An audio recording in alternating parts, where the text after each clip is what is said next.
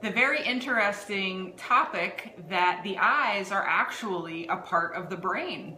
We don't really think about it this way, but that's part of why they're so important to this conversation about Alzheimer's. They also offer us a glimpse into how it is that our loved ones see the world, and I know that's really important for a lot of us. But my particular angle on this, based on my graduate training at Boston University in the Vision and Cognition Lab, is what are we going to do about it? We've known for about 20 years worth of research that people with AD do see the world differently, and I'm going to explain to you tonight exactly why that is. But the emphasis of my talk is going to be what exactly can we do about it? And why I think that's so exciting is because these symptoms actually offer us very affordable and practical ways to remove a layer of disability that this type of dementia presents. So the first thing that I want to get you on board with is what exactly are the changes that happen in the person with Alzheimer's vision. It's not an acuity problem. So when I think of problems with vision, the first thing I think of is the kind of problem that I have, that I'm nearsighted, that I need glasses in order to be able to see kind of far away. That's not what we're talking about with Alzheimer's. What we're talking about with Alzheimer's is related to 4 other aspects of vision. The one that I've studied most intensely is contrast sensitivity. And that's going to be the focus of a lot of the studies that I want to share with you tonight. But we also know that people with AD get changes in depth perception, the way that they perceive colors, particularly blues and greens. And we also know that there are some problems with motion perception. So maybe this is part of the reason why people with AD can have a little bit of trouble in the car, because there's a lot of stimulation coming at them at one time, and there can be a sense of being overwhelmed. So what the research tells us is that about 60% of people with Alzheimer's disease have one of these 4 visual changes. And that's quite a bit. I mean, that's more than 50%. So what we know is that changes that happen as a result of Alzheimer's actually occur all the way out through the visual system. And that's what we're going to talk about tonight. So there are changes at the level of the actual eye. We have changes in the optic nerve that are what connect the eye all the way back to the occipital lobe that is in the back of the brain, which is the primary area where we process vision. Vision is actually probably one of the most complicated things that you can study in the world. That are people that have dedicated decades and decades of their professional careers to studying one very small aspect of vision. So I was really pleased to be able to come into my graduate studies at a time where the practical application of these findings were the next step for my mentor, Dr. Alice Cronin-Galome. She had done a lot of the basic science work and figured out in the laboratory setting what these changes were, and my contribution was trying to bring them into the everyday world, specifically activities of daily living. So I'm going to revisit some of my dissertation studies in this talk tonight and tell you a little bit about it, because I think it's really interesting, and it's an area that I think we can really make a big difference in people's quality of life, but caregivers might just not know about it. Okay, so let's start our time together tonight by talking about some of these changes that go from the eye all the way back to the back part of the brain. So what we know is that in addition to age-related changes, so these are cataracts, macular degeneration, glaucoma, things that people are having just by virtue of getting older, in addition to that, right, so kind of 2 ways that vision is affected, we know that Alzheimer's disease specifically causes something called an Alzheimer's cataract in some people. And I wonder if you've ever heard of that, because I certainly had not. That's really important for 2 different reasons. The first one is the idea that maybe this is a way to get at early diagnosis. This was a focus of some research about maybe 15, 20 years ago, particularly in the Boston area. And what they were wondering is if you put eye drops into a person's eye, would you actually be able to see the deposition of the plaques and tangles in this Alzheimer's cataract? So this cataract is different than your normal age-related cataract in that the ones you commonly think of The deposit is actually right on the very front part of the lens. But what I'm talking about, the Alzheimer's cataract, is actually a deposition of the plaques and tangles that we know happen in the brain, but it actually happens around the lens. So it's actually a complete mirror flip of what you're used to be expecting. Now, they've never done any studies. The research, for some reason, actually kind of fizzled out. I think the focus became much more on neuroimaging and very sensitive paper and pencil cognitive testing to accurately diagnose Alzheimer's disease. But it certainly does raise some interesting questions about what is it that we know happens in the eye of the person with Alzheimer's disease. After we have these changes at the level of the eye, we start to think about things like the retina. And what we know happens is that we actually get a thinning of the nerve layer where all of those rods and cones are kind of evenly lined up on the back of our eye, which help us to perceive color and black and white grayscale images. So we have less rods, less cones, there's just less receptors there to take in the visual information. So we're already starting with 2 steps of an image that is degraded from what it should be. As we get further back into the brain, we start to think about the optic nerve. And what we know is that in Alzheimer's eyes, getting into the brain, there are less axons in these brain cells. So these nerves are actually very, very interesting because they have some of the longest axons, kind of the tail of the cell, that you find in the whole body. And the idea is that some of these actually go from the back of the eye all the way through to the middle part of the brain that helps with visual processing and gets us back all the way into the occipital lobe. So what we see is that some of those strings, some of those thin tracks that make up the optic nerve are actually degraded. They've died from the plaques and the tangles. So we're getting less of an image on the front end. We're getting less transmission all the way back through the brain.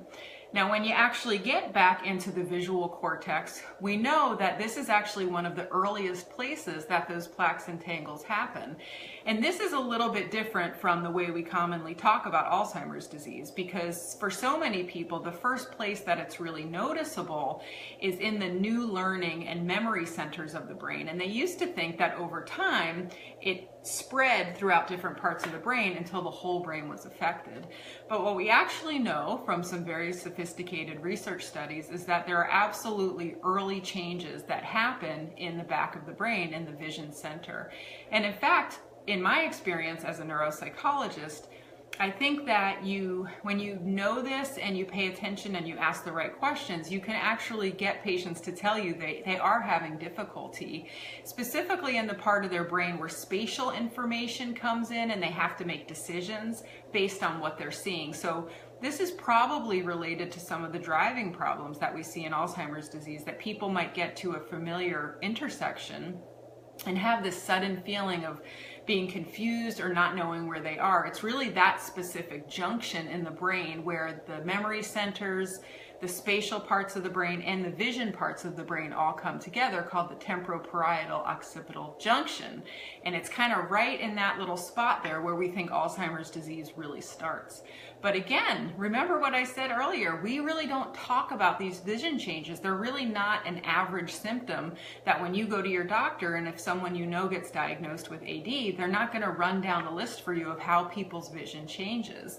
And I think it's just generally not known, but why that bugs me is because we're maybe missing an opportunity, like I said in the beginning, to know how it is our loved ones are seeing the world. This is so important. But also, maybe there's things that we can be doing that some of the solutions I'm going to talk to you about today can literally be found in the dollar store, okay? They're very, very cheap. Some of them are actually free, and all you have to do is just know about them, okay? So let's get back to contrast sensitivity. Remember I said at the beginning, that's actually my area of expertise. What contrast sensitivity is really the ability to see information that is on the grayscale. So between white and black, there's a whole spectrum in between of light gray, medium gray, dark gray. And it's really this area where people with Alzheimer's have trouble. And you see this in things like figuring out where an object is amongst a bunch of other objects, specifically if they're of a similar color. This relates to difficulty seeing edges.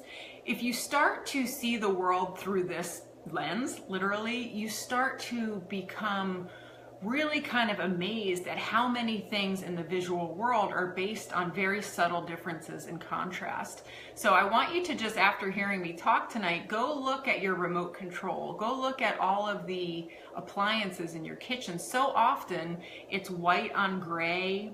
It's maybe a darker color gray on a lighter color gray. It's kitchens and bathrooms, which, think about it, those are two places people with AD have some very significant problems, and probably a lot of safety issues come from those areas. A lot of the appliances and the things that people interact with are of the same color. How many bathrooms are white tile with a white sink? White walls on a white floor in a shower.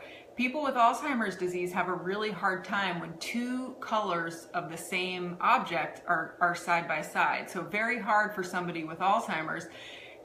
We got to just go directly to the bathroom. We got to talk about the things that really matter. So imagine a man with Alzheimer's disease who is trying to go to the bathroom. He really will have a hard time seeing the goal point, right? How is it that he's supposed to be aiming in the toilet bowl, and have no ability in his vision to differentiate the background from the toilet? So that was a project that we considered when I was in graduate school, but nobody wanted to take us up on it. But one very common sense solution for that would be you have to make there be a difference between what you want the person to focus on and the background. If you follow the Alzheimer's research or things like house design related to dementia and Alzheimer's, you might know that sometimes they use this information for the benefit of staff in living facilities, for example. So sometimes, there's these so-called behavioral disturbances in Alzheimer's disease where people wander. A talk for another day is, of course people are doing that because who wants to be locked up? And anyone who has a sense that their freedom and their independence is being impinged, I think, is going to have a natural human reaction to get out of there, but that's a talk for another day. But people do use this knowledge to try to camouflage doors, and how they do that is by making it all kind of look the same. So if you want to try to use that insight to your benefit or your loved one's benefit, just kind of do the opposite. You actually want to make the important things stand out. So at the end of this talk, I'm going to wrap up by going over a number of specifics, but it's all of these recommendations are going to come back to this problem with contrast. So what I wanted to do was actually share some research data with you that either happened in my lab or that I was a part of, to really drive home this whole idea that vision problems, specifically difficulty with contrast, is actually adding another layer of problems onto the basics of Alzheimer's disease. Okay, so we know we have memory problems, we know we have word finding problems, we know we have some behavior problems, but really these problems have been shown in very good research that when you can correct for them, you can improve people's thinking. And that was what got me so excited to get into my program at Boston University and to be able to work with my mentor, Dr. Alice Cronin-Galone, because I was so impressed that things that you could get at the dollar store would improve quality of life and activities of daily living. So let me try to help you understand why it is that we got so excited about this series of research.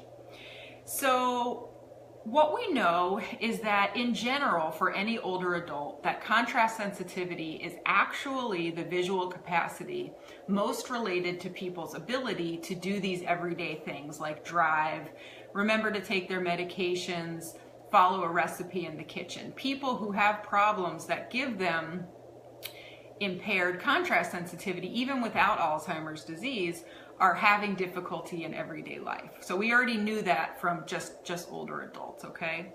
But what we know is that up to 60% of someone's ability to manage these activities of daily living comes back to contrast sensitivity. And I think that that's just an amazing bit of research to be aware of as we start this conversation. People who have poor contrast have all sorts of problems. They're much more dependent on other people. They have trouble with driving. They have trouble finding a pill on the floor. They have trouble recognizing people's faces. That's a really, really important one for AD that I have a great tip on.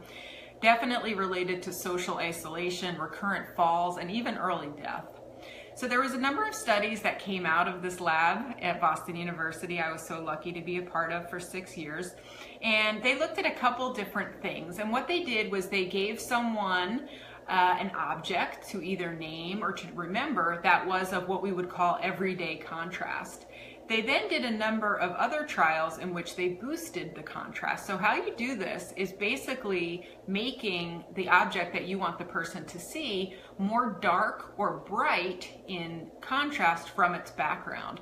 So many things, like I said, if you start to really pay attention, are basically two very similar color tones put side by side. So let's just say we had a picture of a black and white photograph and everything is basically a light gray tone. That's going to be really, really hard for the person with Alzheimer's disease. So they might show them the same picture, but give it to them with boosted contrast where you can put it like in Photoshop or in a different kind of photo design program and basically boost the contrast so you get crisper edges, the grays become much more dark, and things basically pop. That's the whole idea. So they did this with something that we call object naming, where you showed them a picture and you showed it to them two ways. Like I said, you've got the normal contrast and the enhanced contrast. So when we think of Alzheimer's, like I said before, right, we think of these problems with naming and with word finding. So what they found is that when they increased the contrast of the picture, they had people making many, many fewer mistakes in what they thought they were seeing. They basically increased the accuracy of people's naming in a statistically significant way. So that was something that we really got excited about. They then started to think about, okay, well, what else do we think of as being a typical Alzheimer's symptom that might actually be a treatable contrast sensitivity deficit? And the next thing they looked at was facial perception. And this is so important to this conversation because how many of us have been so brokenhearted about our loved ones not recognizing familiar people, including us, their family, as they get more and more into Alzheimer's disease. So let me tell you about this research study because I think the findings are absolutely amazing. One way that you can actually change contrast, like I said before, is boosting the image. The other thing that you can do is actually take the picture and move it further away from the person. The closer you get with an image, actually the more you lose the fine detail that is happening within the image, okay? So if I was able to show you some pictures right now, I could take a picture of a person, let's just say a woman, same exact picture side by side, and one of them would have better contrast, be more well lit, she would pop out a little bit from the background, and one would be just a little bit darker, not even that much darker, just a little bit of a change in the visual information. And 10 out of 10 people would say that the one on the right with the darker contrast information was a man. So that is very, very relevant to caregivers coming into a room. Sometimes people with Alzheimer's disease can be very frightened by people, even if they are at the stage yet where they're misremembering or not remembering loved ones. Sometimes older women, for a variety of reasons that have happened throughout their life, are more scared of men. Sometimes they misperceive that a female caregiver is actually a man, and probably that has something to do with the lighting and potentially, as the study would suggest, the closeness of the person's face to the person with Alzheimer's. So what they did in this study is they just took the same face and basically showed it to people with Alzheimer's disease super, super close, about, I think it was maybe 1.25 centimeters from their face. Then they showed it at about a medium distance. This was about 3.8 centimeters. Then they brought it all the way back and showed it to them at 9.7 centimeters, okay? And then they asked them later, okay, which one of those faces did I just show you? And what they were able to do was completely normalize people with Alzheimer's disease facial recognition. This was a really big study that came out and something that made us all very, very excited, because what they essentially did in this small study was to take away the effect of Alzheimer's disease. And that was so fascinating to me that as soon as I heard about that study and the next one I'm about to tell you, all I could think about for the next few years was getting myself into this laboratory so I could be a part of this really exciting research. The next study that came out has a great name. that is mashed potatoes on a white plate. And this was probably the most famous study that came out of the lab. This was before my time, but I know that they had CNN there. It's actually caused the creation of quite a few dining apparatuses, because there's a very applicable outcome to what they found. So this was a study that was done by a graduate student at the time named Dr. Tracy Dunn, and she was doing one of her practicum studies at a veterans hospital. And this was in a unit that was for very, very advanced patients with Alzheimer's disease, to the point where they really were functioning at quite a low level, and feeding themselves was one of the only abilities that they had left. And what she started to notice with her eye on this contrast idea, because once you start to know about it, I'm telling you, you see it everywhere, is that they were serving these people a lot of soft, mushy, bland foods that, because many of them didn't have teeth and were having trouble with swallowing, but many of them happened to be light in color, and most of the times actually white.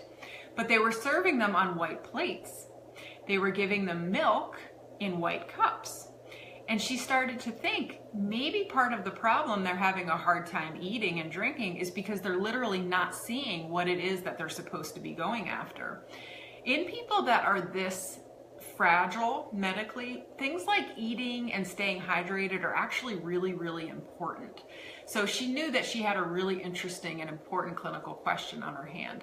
So what she decided to do was just simply swap out the color of the plates and the cups to red, only to have an effect on the contrast, okay? We weren't changing anything else that was in the environment. The idea was to simply make the food stand out from the background. This study was actually done in 2004, just so you know. So what she did was, over the course of 10 days, she had people do the usual standard, mashed potatoes on a white plate, and she would weigh the plate before they ate, weigh it after they ate, and basically you then get a difference to see what it is people actually consumed. And she did the same thing with the drinks. And then she went back to, she did it with the red plates for 10 days, and then she actually went back to doing it again for 10 days, just to make sure that there wasn't any funny business in the data. And what she found was that there was a 25% increase in the amount of food that these patients ate, and an 84% increase in the amount of liquid that they drank. And that is pretty amazing when you think about that. Each one of those plates probably cost 15, 20 cents maybe from the dollar store, but that just by changing the background, you could potentially change something that was so important medically to these people. When people are dehydrated, it can place such a number on people's mental status. They become much more prone to infections. They can become more dizzy and then break a hip. I mean, it's just if you know older adults or you work in the medical field, you know that dehydration is no joke. It's a really significant problem. So we have to be very, very mindful of keeping our older adults nice and hydrated. So if you look online now, you can actually buy a whole host of red tableware that was inspired by this study. They have plates, they have cups, they have napkins. It's really created quite a stir. So when I came into this laboratory, I wanted to build on these studies and really get into the home environment and figure out, was there anything else that we could be advising people to do that would make a real difference? And I did about 5 or 6 studies looking at this, and I want to tell you the times when it worked, but I also want to tell you the times where it did not work, because we have to be smart about the way we do this. This is not something that is going to work for everyone. And what my finding really was is that when tasks, activities, are of a certain level of difficulty, sometimes these visual aids aren't that helpful, because the cognitive part of it is just too hard. So what I found is that there's kind of a sweet spot, so to speak, in when it is that these visual aids are helpful. So I'm going to give you a few instances in which they turned out to be very good, but a couple times they turned out it really wasn't that helpful. So the first thing I did was gather together 15 people with Alzheimer's disease that were very generous in donating their time to our lab. And what we did was we used a within subjects design, which basically means we compared the person's performance against their own performance. So a lot of studies have control groups where you're trying to compare just the effect of, say, Alzheimer's disease on any kind of task compared to someone who is normally aging. But what we wanted to do was just compare the Alzheimer's person to themselves. So give them a task doing something one kind of way, and then give it to them again doing it another kind of way. So the first thing that I wanted to look at was actually things that would be involved with cooking a meal or doing a recipe. So things like food preparation. And when I started to look around the world with these new eyes that were knowledgeable about vision changes in Alzheimer's, I was really perplexed by measuring cups and how so many times and there's a whole world of measuring cups out there. Believe me, I know it backward and forward now. And some are excellent, and they're clear, and they have black, big, bold lettering, and those are wonderful. But what I was actually noticing is the ones that were sold how about this, manufactured more cheaply, were actually very poor quality, and typically were just all plastic and would just have raised plastic letters of that same exact color, a uniform color going all the way around, and it was really, really poor contrast. So what we had these patients do was come in and basically measure out water, measure out flour, to see how accurate they were and did it make them any faster. And so what we found is that with the enhanced measuring cup, which was one of those high quality good ones that actually had big, dark, bold lettering on it, was that people with Alzheimer's got 24% quicker when they used the better measuring cup, but 70% more accurate, which was a very good finding because so many people with AD wind up not cooking anymore, not baking anymore, and probably because they're missing steps, and maybe now we think not seeing things as well as they could, but they also get feedback from their family, this doesn't taste good, this isn't the way you used to make it. So making people more accurate was actually much more important to me than making them quicker. So the fact that we found that they got 70% more accurate was really exciting. The next thing we looked at was people's ability to make a telephone call using a regular phone. Now again, go start looking at phones. It's unbelievable how poor the contrast is on a lot of phones versus a phone that was actually designed for people with legal blindness. And when we tried to compare how people did on that, we actually found that there was not a big effect, and probably that's because they were having difficulty in remembering the number that we were asking them to dial. So we were interested in, were they able to successfully complete a call, and did it make them any faster? But what we actually found was almost everybody in the study had difficulty just doing the phone numbers on either phone. So that's a perfect example of when a task is maybe too demanding cognitively, the visual intervention isn't really that effective. The next thing we did was look at reading text, and we thought of it as kind of like a newspaper.